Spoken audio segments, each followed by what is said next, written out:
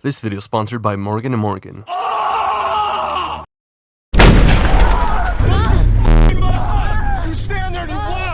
Nicolas Cage is probably best known for his unhinged roles where he's either tweaking, drinking, or got his hair fleeking. Face Off, Leaving Las Vegas, Mandy, and Lord of War are just a few of his crazy character portrayals. But I think I might have found his most schizo deranged movie character role yet in Bad Lieutenant. Easy, cause I'm not easy to eat. He's babysitting black kids, he's dog sitting, he's cucking random couples, he's got a lucky crack pipe, and if that ain't enough kookiness, look how he holsters his duty weapon in his drawers, pointed right at his balls. It's weird though, like his character role here is so entertaining, while the rest of the film is just so out of place and feels like it doesn't even exist at all. I'm pretty sure you guys have seen scenes from this movie, Bad Lieutenant, and attributed them to being in other Nick Cage movies, like the ones I mentioned above. This whole movie feels like a purgatory crossroads, where all of Nicolas Cage's craziest scenes all just meet at a crossroads here, almost like a Silent Hill where it doesn't even really exist. I don't know, that's like the best analogy I could describe this movie, but let me try to go in deeper and review the movie. The film starts off with Nicolas Cage's character Terrence and Val Kilmer's character Stevie as two lieutenants in the middle of Hurricane Katrina trying to extract some blackmail photos in this holding station. All the while, there's a prisoner that is left in a cell to drown, so Terrence and Stevie place bets on the prisoner's incoming death. But Terrence dives in to save him. In doing so, he messes up his back for life since the water was shallow as hell. And now he's a druggie. 6 months later, and he shows up to a massacre of a crime scene, and it's more cliche detective stuff. Terrence is chosen to spearhead this investigation, but people are still kind of hesitant of his recovery, and they think he might be a little unhinged because, I mean, just look at the way he's holstering his weapon. Later, he heads to his girlfriend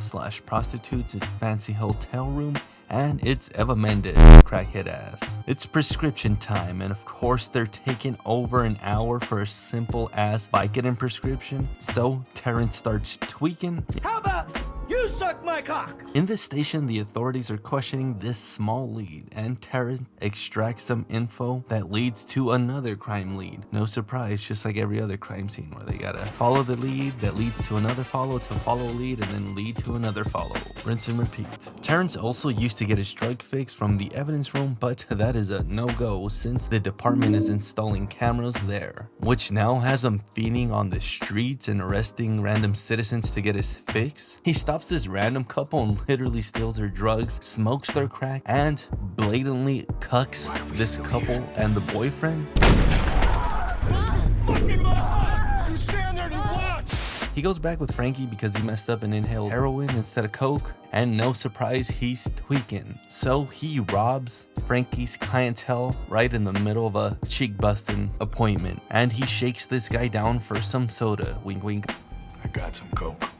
Once he's sober, he's at that massacred victim's funeral and gets pulled away by one of the attendings for some justice. And never mind, I don't think he's sober right now. Anyways, now Terrence is out here searching for a boy who may have been a witness at the massacre, so he goes to press his grandmother and her elderly old white lady boss. That young boy snitches out himself and even snitches on the victim of the massacre being Exhibit. He's out here pimping out some massacres. There's only one problem though, because Exhibit's character usually eliminates the witnesses testifying against his crimes, so Terrence has to babysit and protect this little black kid. I think he's like 15 years old, but you know what I mean. Terrence is also out here trying to get one of Exhibit's hitmen to snitch on him, and of course, through this, Terrence gotta be high and tweaking. There's also this other subplot kind of going on about Terrence being a degenerate gambler, falling back on his gambling bets, but I'm not gonna lie, it's kind of unnecessary and irrelevant to the film. Hello everybody, it's the Old Barrio in the digital flesh and blood with a very important message that I wanted to share. Was that a drunk driver? My legs. Oh, how will I be able to work and not lose my wages? Oh no. Are these fictional injuries gonna cost me to go bankrupt? Oh wait, good news. Luckily, this video is sponsored by Morgan & Morgan. Morgan & Morgan is America's largest injury firm with over 1,000 attorneys in all 50 of these United States. If you've been injured in the past, don't settle for these lowball claims by big greedy insurance offers. Morgan & Morgan are the biggest injury law firm for a reason, because they win a lot with some of the biggest payouts. Sounds complicated, right? Wrong. Morgan & Morgan have modernized the injury law process so you can submit a claim and contact your legal team all from your cell phone. And all within a couple of minutes. Sounds pretty pricey, right? Well, wrong again. If you have a qualifying case, you can get this entire legal team for free because they don't get paid unless you get paid. That's right. You pay nothing unless you get compensated for your injuries. If you've ever got seriously injured, your case could be worth millions, and you're only a few clicks away from potentially changing your life. It's easy. You can start your claim now with Morgan & Morgan at https://www.forthepeople.com/TOB, all caps, or click the link in the description below. So thank you to Morgan & Morgan for sponsoring the video. Now let's get back to the story. It's stakeout time and Terrence is again tweaking, and he's seeing these imaginary iguanas that don't exist and he's the only one who could see them, but it's a weird ass camera work and whatnot. Iguanas doing on my coffee table. They ain't no iguana. Yeah, there are. His team now heads in and arrests one of Exhibit's men. No surprise, he's tripping and he's on that shit. Terrence is now investigating him when all of a sudden Exhibit walks in with his lawyer and they do some crooked criminal justice lawyer type of thing where now the police department has to give up their key witness, all the while Exhibit can find out who it is and then just gank him. So now Terrence is babysitting the crime witness and his father's dog at the same time. He tries to drop them off with Frankie, but she's at this casino hotel for a client meeting, wink wink, but she's getting beaten and not paid by her client. So Terrence presses him, but this other guy is also tweaking, perhaps even more than Terrence. Oh yeah. Anyways, now this is more drama and beef and another inevitable problem for Terrence because I guess this guy's connected. Later that evening, the witness ends up just running away, so Terrence ends up pressing his grandma again and that old white lady, and damn boy, he's tweaking. Turns out that the witness's grandma got her boss, the old white lady, to have her grandson, the witness, go live with her family in the UK. British? Now Terrence is in trouble for losing the kid and the witness, and it turns out that those two old ladies put a complaint out on Terrence because she's a congressman's grandmother. So now Terrence is also in trouble for that and tweaking out on them. Now Frankie's being held hostage by the goons from that other crazy hotel dude that didn't want to pay her. So now they want payback and interest for robbing that guy's money, along with some other nasty and disturbing favors. These criminals are creepy as hell. It stinks. Nice and good. And they even act like the ATF. You want me to shoot the dog?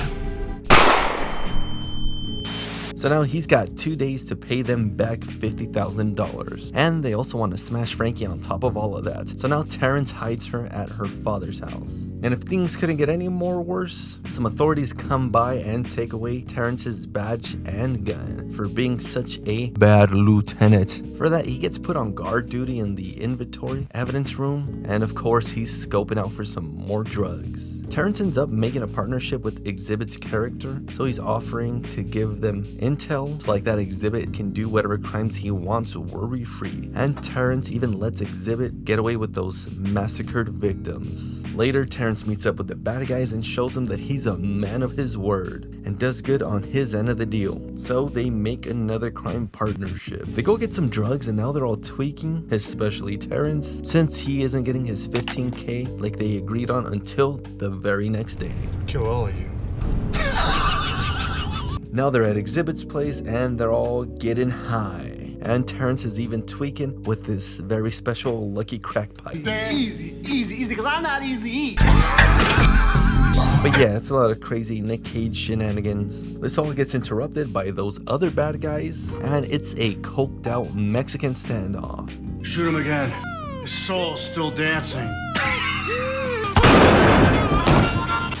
Days pass and Terrence ends up setting up Exhibit by planting the evidence of the crack pipe. And he's technically not setting Exhibit up because Exhibit did do that massacre, but Terrence is just setting up the evidence from that lucky crack pipe with Exhibit's DNA. And now they set up Exhibit's house for a raid and a sting operation. Terrence and Stevie argue because Stevie wants to blast Exhibit, all the while Terrence just wants to book him. So he beats Stevie in this argument and they book him. 1 year later, and this bad lieutenant gets promoted to captain, and his whole family is there. And they're all sober. Frankie's gonna have his baby, and life is good for him. Although later that night, he's gonna cuck another couple and steal their drugs and relapse. He's doing coke in this random ass hotel room until that one drowning prisoner from the very beginning of the movie walks in, and he's all sober now, and he's gonna get Terrence to join him and help him sober up. Really, nigga? And now they're at an aquarium for some reason, and that's a wrap. This has to be one of the strangest, most unreal, Mirage-like movies I've ever seen. It feels so generic and plain, yet so crazy and unhinged at the same time. The best part of the movie is definitely Nick Cage's portrayal. He switches his accent in this film like 3 different times. He's always coked out, and of course he's tweaking. But besides that, everything else in the movie just feels off. Like there's these 2 other subplots in the movie about Terrence's dad and his struggle with addiction and then becoming an AA counselor. And then there's that other subplot about Terrence owing his gambling debts and all that. And to be honest, these 2 subplots don't serve any purpose to further the film's plot. I think they just threw that in there because that's what happens in the original Bad Lieutenant from the 1990s. I wouldn't know though, I didn't see it. 6 out of 10 orales. Watch it if you want to see Nick Cage tweaking, but besides that, it's kind of boring, long, and I don't know, weird as hell. Thank you very much to my special Patreon homies, and thank you very much to Morgan for sponsoring this video. Till next time, later.